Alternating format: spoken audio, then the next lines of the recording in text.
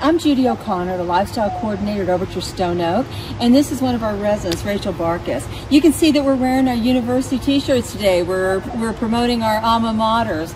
But the reason that we're doing this is because so many of our residents, well, some have gone back to college, but so many are concerned about their adult children and their grandchildren and what's going on and what's going to happen at the college level for these kids who wanted to graduate or wanted to start school.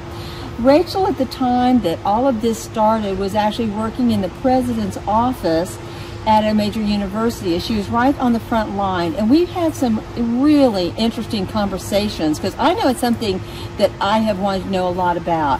And so we're going to take this in a bit of a chronological order, Rachel, and because from the very beginning, I remember saying, how did you get this word out to the kids? What are you doing? So tell us what you did first. Well, I have to say that it took all of us by surprise. It came quick and fast. And we had to pivot and mobilize like I've never seen universities do before, because universities kind of have a reputation for being slow for changing. And I will credit the university I worked at for really responding quickly. As far as notifying students and parents, that was a lot done via email. And same with our faculty and staff, because not only do we have to notify parents and students, but we had to get faculty and staff on board with all the changes that were coming. Sure. I remember you telling me that there were a lot of international students that were actually living on the campus. And so how did the university handle that? We actually had a large contingency studying abroad in Italy, which at that time was the epicenter of the virus. Yeah. And that was our first crisis, if you will, is we had to get those students and all those faculty and staff back here to San Antonio. Sure. And that was the first thing that we handled. Of course. And when they came back, they all went immediately into self-isolation, so they didn't come back to campus, And what about the international students who were living on campus? So we made a decision that we would take care of our international students. Some other universities just shut down residence halls and said everyone out.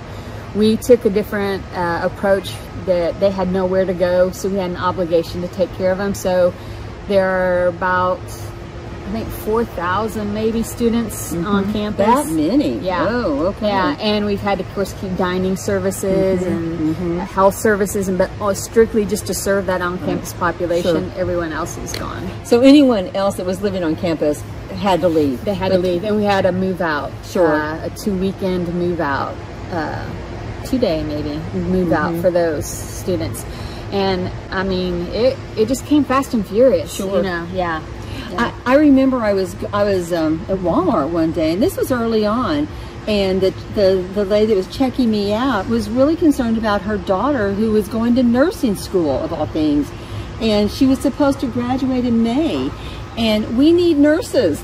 We want her to graduate in May. So what's happening to the students who were supposed to graduate in May? That's the challenge is for the students who are taking, geography or English or those courses, that has been able to translate fairly well online. But it's those hands-on learning curriculum. Even like fine arts, music students who are performing, they can't get together to perform. So I think for the nursing students, I'm sure what they did is probably switch to an online assimilated situations for nurses to practice. It's not the optimum, but it's probably what was the best option at that time. Yeah. And which kind of brings up another thing. I'm a parent of a student athlete, and spring is so important for high school students wanting to go to college, or my son's a baseball player, no baseball. And there were some great athletes who maybe thought they'd make it to the big leagues.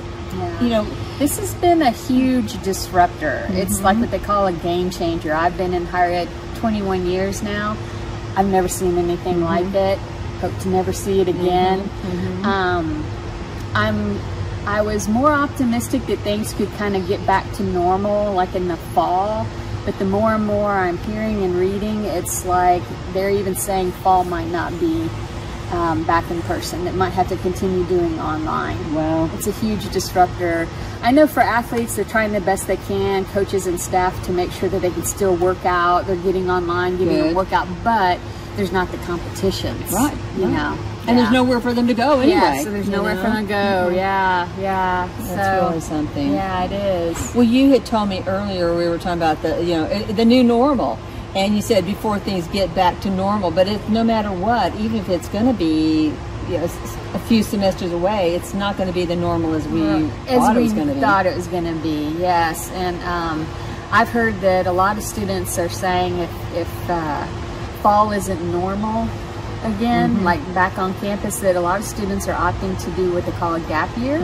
They just would rather stay out a year, work, save money, stay close to home, rather than go back to a not as engaged experience as people want out of a college education. Sure. Absolutely. Absolutely.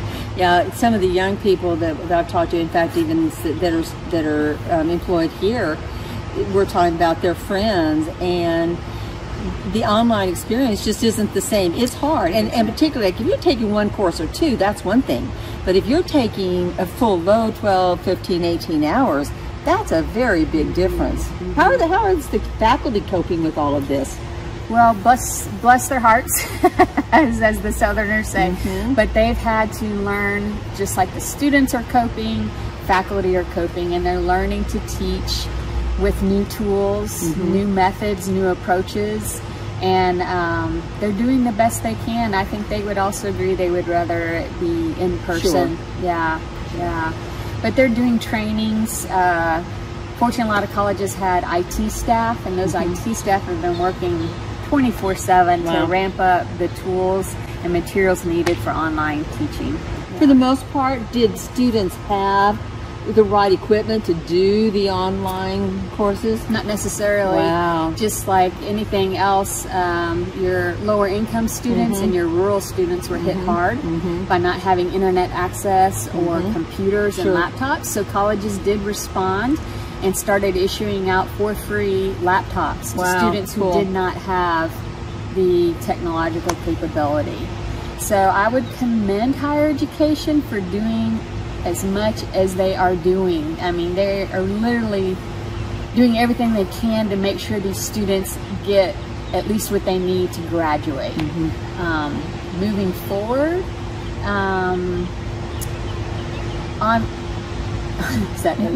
good. Moving forward, I know that what we're doing now online, if we have to continue this, it's going to have to be, the game's going to have to be upped to make the online learning more engaging and more thorough, more substantial. You know, that's funny because you think, I look at the kids that are the grade school kids who are doing the online, they're actually having a ball. Yeah. Because this is how they learn. This is their life. Yeah. And so if this had happened later, it might have been different. But yeah, I'm like you. I applaud that all of our educators, from kindergarten through the your master's programs, what have you, because everybody's really trying to work together and make this work. So all this being said, will there be a graduating class of 2020? There will be no in-person graduation ceremonies. Those have been called off. There's been talks of at least having a virtual graduation. But there will be diplomas earned. Oh yes. And that's what's important. Yes. That's what's important. The kids are going to get their diplomas. That's what's They're not going important. to be denied that. It's just a matter of going forward. Is like, what is the outlook? Yeah. And that's what's so challenging. Well, I think it's like anything else, and the outlook depends on every one of us, and every one of us doing our part, and certainly the educational system is doing their best to do their part. Rachel, thanks so much, because really I've enjoyed very much talking with you about this, and I know you stayed on top of things, so thank you for sharing with us. We really do appreciate it. I enjoyed it. Thank you for inviting me.